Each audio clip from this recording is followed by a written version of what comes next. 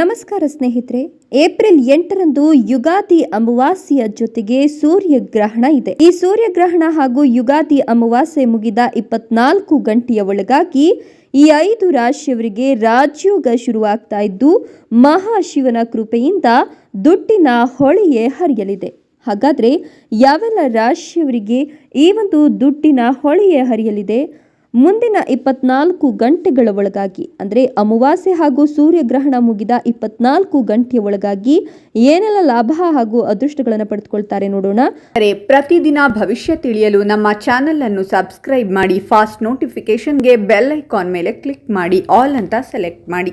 ನಿಮ್ಮ ಜೀವನದ ಸಕಲ ಸಮಸ್ಯೆಗಳಾದಂತಹ ಸತಿಪತಿ ಕಲಹ, ಪ್ರೀತಿಯಲ್ಲಿ ಮೋಸ, ಭೂಮಿ ವಿಚಾರ, ಕೋರ್ಟ್ ಕೇಸ್, ವ್ಯಾಪಾರ, ಹಣಕಾಸಿನ ತೊಂದರೆ, ಸಾಲಬಾಧೆ, ಸ್ತ್ರೀಯರ ಗುಪ್ತ ಸಮಸ್ಯೆ, ಹೀಗೆ ಹಲವಾರು ಸಮಸ್ಯೆಗಳಿಗೆ ಶಾಶ್ವತ ಪರಿಹಾರ ಮಾಡಿಕೊಡ್ತಾರೆ. ಡಿಸ್ಪ್ಲೇ ಮೇಲೆ ಕಾಣುವ ಗುರೂಜಿ ನಂಬರ್ಗೆ ಒಮ್ಮೆ ಕರೆ ಮಾಡಿ. ಹೌದು, ಈ ಒಂದು ಯುಗಾದಿ ಅಮಾವಾಸ್ಯೆಯ ಜೊತೆಗೆ ಭಯಂಕರವಾದಂತಹ ಸೂರ್ಯಗ್ರಹಣ ಇರೋದ್ರಿಂದ ಈ 5 ರಾಶಿಯವರಿಗೆ ರಾಜಯೋಗದ ಜೊತೆಗೆ ದುಡ್ಡಿನ ಹೊಳೆಯೇ ಹರಿಯಲಿದೆಯಂತೆ. ಯುಗಾದಿ ಅಮಾವಾಸ್ಯೆಯ ಜೊತೆಗೆ ಸೂರ್ಯಗ್ರಹಣ ಮುಗಿದ 24 ಗಂಟೆಯ ಒಳಗಾಗಿ ಮಹಾಶಿವನ ಆಶೀರ್ವಾದಕ್ಕೆ ಇವರು ಗುರಿಯಾಗ್ತಿದ್ದು ಸಾಕಷ್ಟು ಅದೃಷ್ಟವನ್ನ ಪಡೆದುಕೊಳ್ತಾರೆ ಅಂತ ಹೇಳಲಾಗ್ತಾ ಇದೆ. ಹೌದು, ಈ ರಾಶಿಯವರಿಗೆ ಭೂಮಿ ಕೊಳ್ಳುವ ಯೋಗ ಇರೋದ್ರ ಜೊತೆಗೆ ಸ್ಥಗಿತಗೊಂಡಿದ್ದ ಕಾರ್ಯಗಳಲ್ಲಿ ಮುನ್ನಡೆ ಸಿಗುತ್ತೆ. ಕೋರ್ಟ್ ಕೆಲಸಗಳಲ್ಲಿ ಜಯ ಇವರ ಪಾಲಿನದ್ದಾಗತ್ತೆ.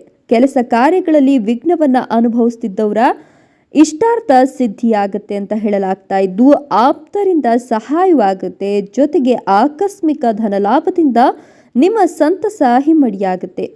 ಇನ್ನು ಸಾಲ ವಿಮೋಚನೆ ಆಗುತ್ತೆ ಅಂತ ಹೇಳಲಾಗ್ತಿದೆ.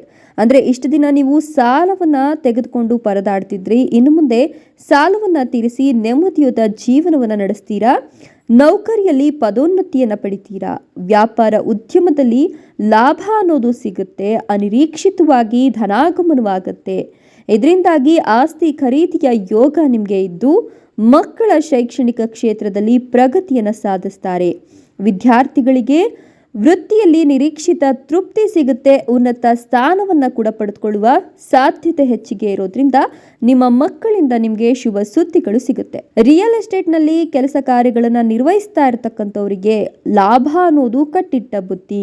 ವ್ಯವಹಾರದಲ್ಲಿ ವಿಪರೀತ ಲಾಭ ಆಗುತ್ತೆ. ಜೊತೆಗೆ ಕೆಲಸದಲ್ಲಿ ನೀವು ಜಯವನ್ನು ಸಾಧಿಸ್ತೀರಾ. ಇನ್ನು ದೈವ ಕಾರ್ಯಗಳಿಗೆ ನೀವು ಹಣವನ್ನು ವ್ಯಯ ಮಾಡ್ತೀರಾ ಅಂತ ಹೇಳಲಾಗ್ತಿದ್ದು ನಿಮ್ಮ ಆರಾಧ್ಯ ದೈವದ ಒಂದು ಪೂಜೆ ಪುನಸ್ಕಾರಗಳಲ್ಲಿ ನಿಮ್ಮನ್ನು ನೀವು ತೊಡಗಿಸಿಕೊಳ್ತೀರಾ ಅಂತ ಹೇಳಲಾಗ್ತಾ ಇದೆ. ಇನ್ನು ಈ ರಾಶಿಯವರಿಗೆ ಮುಂದಿನ 24 ಗಂಟೆಗಳು ಅಂದರೆ ಅಮಾವಾಸ್ಯೆ ಹಾಗೂ ಸೂರ್ಯಗ್ರಹಣ ಮುಗಿದ ನಂತರದ 24 ಗಂಟೆ ಏನಿದೆ ಅದೃಷ್ಟವನ್ನು ತಂದುಕೊಡುವ ದಿನ ಅಂತಲೇ ಹೇಳಬಹುದು.